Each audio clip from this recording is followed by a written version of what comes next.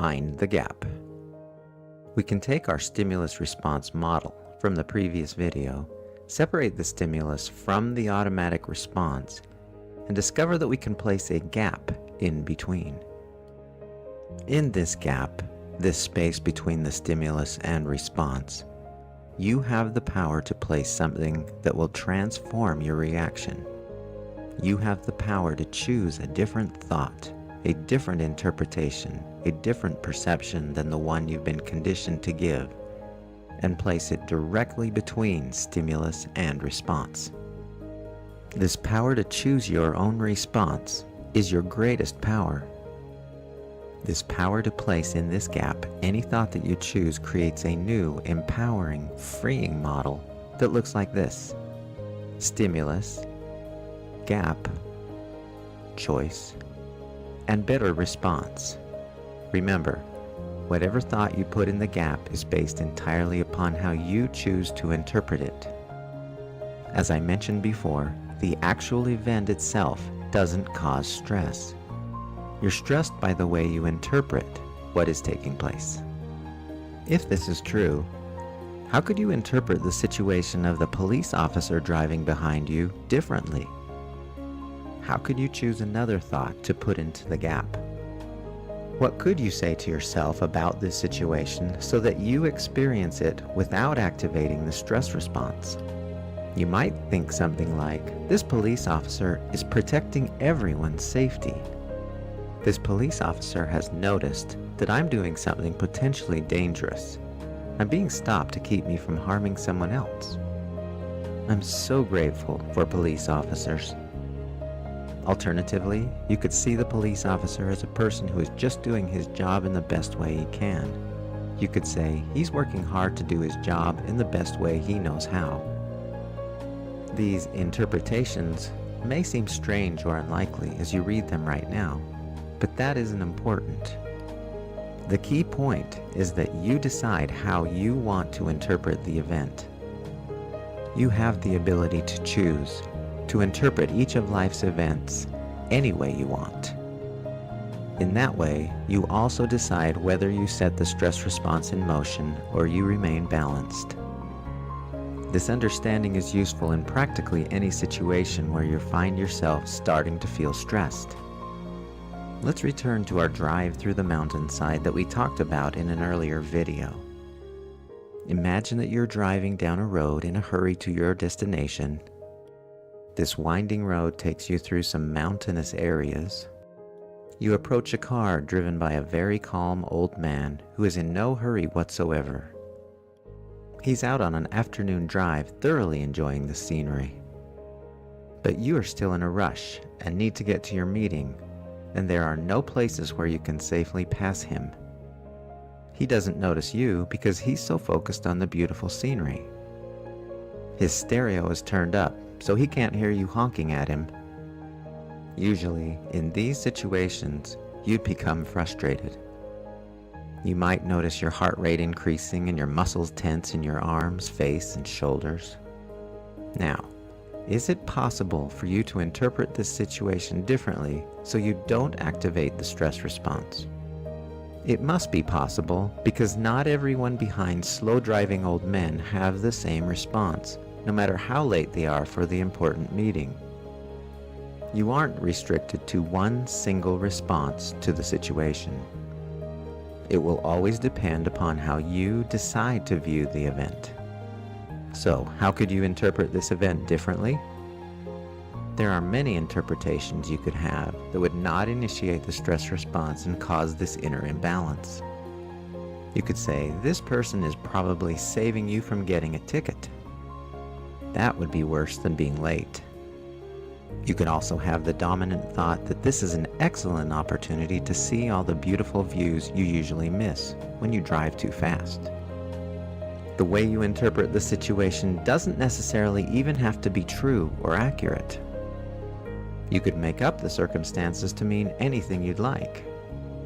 You could pretend that this person is the President of the United States, and you're a Secret Service agent assigned to follow and protect the President. However silly this may seem, it emphasizes this important point. You can choose how you interpret every event. Given that choice, you have total control over how worked up you will or will not get, and whether or not you will experience the ill effects of the activation of the stress response. Remember, feelings, including stress, follow your thoughts. And if you don't have the threat thought, you won't have stressful feelings. My family and I had an interesting occurrence that clearly demonstrated how dramatically our interpretations can immediately affect our emotional state, and how quickly we can change our dominant thoughts. One Saturday afternoon, we arrived at the field of our daughter's soccer match. Uncharacteristically, one of the referees was late. Play could not proceed without him. As time passed, the parents became more and more angry. Someone would complain about how disrespectful this referee was, and another would say she had better things to do than wait for him. The tension was growing by the minute. Some of the parents were planning to let him know how upset they were when he actually did arrive. Others were so upset, they made plans to contact his supervisor to make sure he never worked another soccer game again. Interestingly, the kids warming up on the field, waiting to play the game, didn't seem to mind a bit that the referee was late.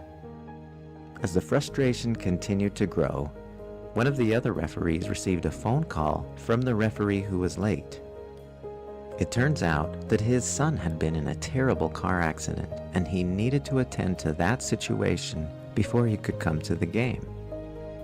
He was hurrying as fast as he could, but the seriousness of the accident made him unable to get to the game any sooner.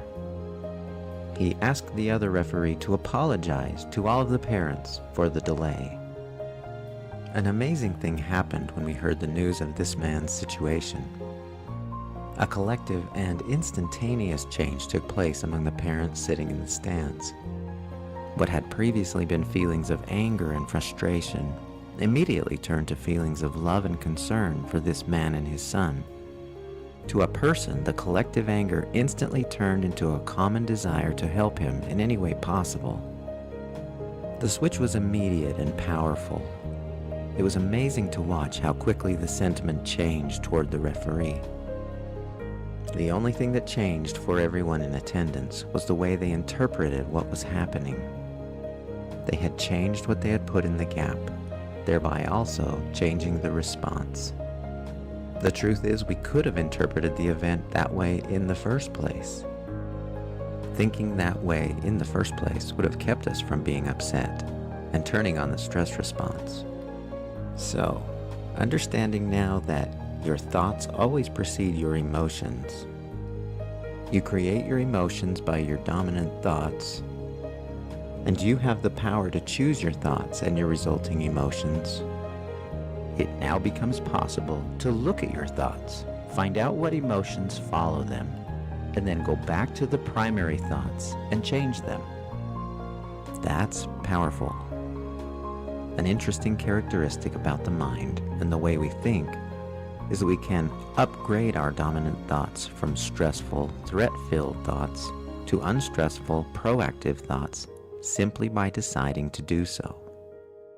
When we do, we immediately feel differently. We feel better. Consider the story of my daughter's soccer game and the referee who was late because his son was in an accident. Upon hearing the news, the parents changed their dominant thoughts from anger to love. As they upgraded their dominant thought, their mood changed, and so did their stress levels. Nothing else changed. The game still started late, people still had other things to do that day, schedules were still interrupted. The difference was when they interpreted the situation differently, when they thought about things in a different way, they went from anger to love, from stress to peace.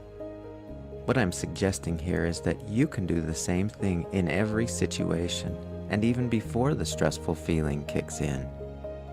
As you notice yourself starting to feel a certain feeling based on your dominant thoughts, you can, right then, place a different thought into the gap.